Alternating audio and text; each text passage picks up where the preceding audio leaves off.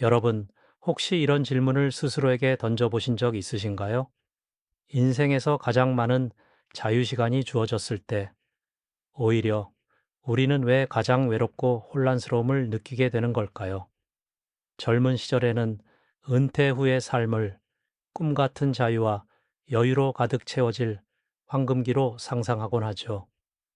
하지만 막상 그 시간이 현실로 다가왔을 때 많은 분들이 예상치 못한 공허함과 무기력감에 직면하게 됩니다.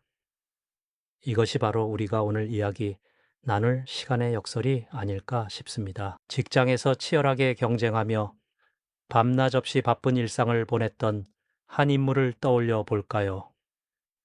그는 늘 은퇴 후에는 자신만의 시간을 오롯이 누리며 못 해봤던 일들을 마음껏 해보리라 다짐했었죠.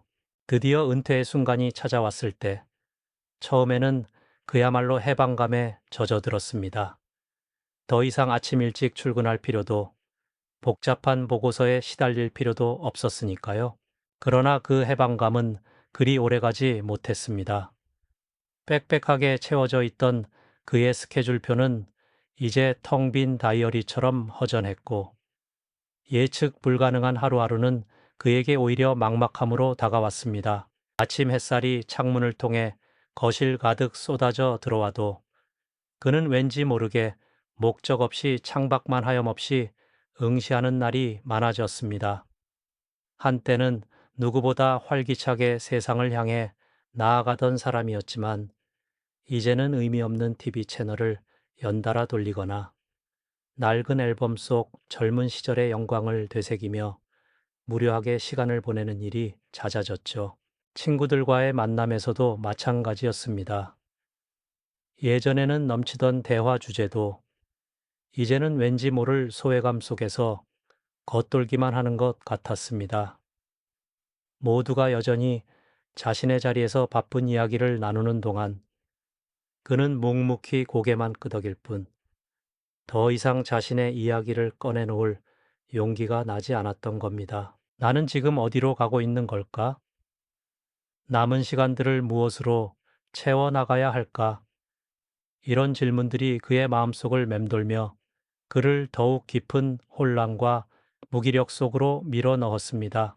사회생활을 하며 쌓아 올렸던 정체성과 삶의 방향성이 사라지자 그는 마치 망망대해에 홀로 표류하는 작은 배와 같은 심정이 되었죠. 가진 것은 오직 시간뿐인데 그 시간이 오히려 그를 짓누르는 무거운 짐처럼 느껴졌던 겁니다. 그러던 어느 날 그는 창고 한 구석에서 우연히 먼지 쌓인 낡은 필름 카메라를 발견하게 됩니다. 젊은 시절 한때는 사진 찍는 것에 열정을 쏟았던 기억이 어렴풋이 떠올랐죠. 렌즈를 통해 세상을 바라보던 그 순간의 설렘과 몰입감은 지금 그가 겪고 있는 공허함과는 너무나도 다른 감정이었을 겁니다. 그 낡은 카메라를 손에 든 채 한참을 망설이던 그의 마음속에는 아주 희미한 파동이 일기 시작했습니다. 아무것도 하지 않던 일상에 아주 작은 균열이 생겨난 것이죠. 이것은 어쩌면 무의미하게 흘려보내던 시간을 의도적으로 바라보게 되는 첫걸음이었는지도 모릅니다. 흐릿했지만 자신만의 리듬을 찾아가는 새로운 시작의 예고였을까요? 다음 이야기에서는 그가 어떻게 이 작은 균열을 통해 삶의 질을 높이는 첫 번째 원칙을 발견하게 되는지 함께 알아보겠습니다. 네, 맞습니다. 지난 시간에 말씀드렸던 그 작은 균열은 우리 주인공이 삶의 질을 높이는 첫 번째 원칙을 발견하는 결정적인 계기가 되었죠. 더 이상 시간에 쫓기거나 무작정 흘려보내는 것이 아니라 자기 주도적으로 시간을 재정의하는 첫걸음을 내디딘 순간이었을 겁니다. 은퇴 후 비어버린 시간 앞에서 그는 처음으로 나는 무엇을 하고 싶은가? 라는 질문을 던져보게 됩니다. 그동안 해야만 하는 일에 갇혀 지냈던 삶에서 벗어나 이제는 진정으로 하고 싶은 일이 무엇인지 탐색하기 시작한 것이죠. 마치 낡은 옷장을 열어 오래된 물건들을 하나씩 꺼내보듯 자신의 내면을 깊숙이 들여다보는 시간을 가졌습니다. 어쩌면 막연한 공허함 속에서 피어난 작은 호기심이었을지도 모릅니다. 그는 가장 먼저 자신의 하루를 온전히 돌아보는 것으로부터 시작했죠. 아침에 눈을 떠 저녁에 잠들기까지 그저 습관처럼 반복되던 일상에 의미를 부여하는 시도였을까요? 처음에는 백지처럼 느껴지는 하루, 계획표 앞에서 막막함에 잠시 펜을 내려놓기도 했습니다. 하지만 이내 그는 잊고 지냈던 낡은 일기장을 찾아 펼쳐 들었죠. 서툰 글씨로 자신의 감정과 생각들을 하나둘씩 정리하기 시작했습니다. 무엇이 나를 기쁘게 하는가? 어떤 순간에 살아있음을 느끼는가? 같은 질문들을 스스로에게 던져보면서 말이죠. 어린 시절 꿈꿨던 화가의 꿈, 학창 시절 즐겨 연주했던 기타, 젊은 시절 열정을 쏟았던 식물, 가꾸기 등 잊고 지냈던 취미들이 하나둘씩 그의 기억 속에서 되살아났습니다. 낡은 스케치북과 물감, 먼지 쌓인 기타를 꺼내 만지작거리는 그의 손길에서는 묘한 설렘이 느껴졌을 겁니다. 이러한 자기 성찰의 과정을 통해 그는 마침내 첫 번째 원칙을 발견하게 됩니다. 그것은 바로 나의 시간을 온전히 나를 위해 사용하겠다는 결심이었죠. 단순히 시간을 낭비하지 않겠다는 소극적인 다짐이 아니라 자신의 가치와 행복에 부합하는 활동들로 시간을 채워나가겠다는 적극적인 의지였습니다. 그는 자신이 진정으로 시간을 투자하고 싶은 활동들의 목록을 작성하기 시작했습니다. 거창한 목표들이 아니었죠. 평소 읽고 싶었던 책 한 권을 완독하는 일, 동네 뒷산을 1시간 동안 산책하는 일, 직접 키운 채소로 건강한 식탁을 차리는 일 등 소박하지만 자신을 위한 의미 있는 활동들이었습니다. 이 작은 목록들은 마치 어둠 속에서 길을 밝혀주는 등대처럼 그의 삶의 새로운 방향성을 제시해 주었을 겁니다. 이 첫 번째 원칙을 세운 후 주인공은 이제 한 걸음 더 나아가 의도적인 선택을 시작하게 됩니다. 이것이 바로 두 번째와 세 번째 원칙으로 이어지는 중요한 전환점이 되었죠. 은퇴 후 많은 분들이 주변의 기대나 사회적 시선 때문에 자신의 시간을 온전히 누리지 못하는 경우가 많습니다. 갑작스러운 지인의 만남 요청, 가족들의 예상치 못한 부탁 등 거절하기 어려운 상황들이 생기기 마련이죠. 우리 주인공 역시 마찬가지였습니다. 문득 걸려온 전화 한 통이 그의 마음을 복잡하게 만들었을 겁니다. 오랜 지인의 모임 제안이었는데 예전 같으면 당연히 나갔을 테지만 이제는 자신의 시간을 어떻게 활용할지 깊이 고민하게 된 거죠. 그는 잠시 망설였습니다. 과거의 습관과 새로운 결심 사이에서 갈등하는 모습이었을 겁니다. 하지만 이내 그는 조심스럽게 그러나 단호하게 거절 의사를 밝혔습니다.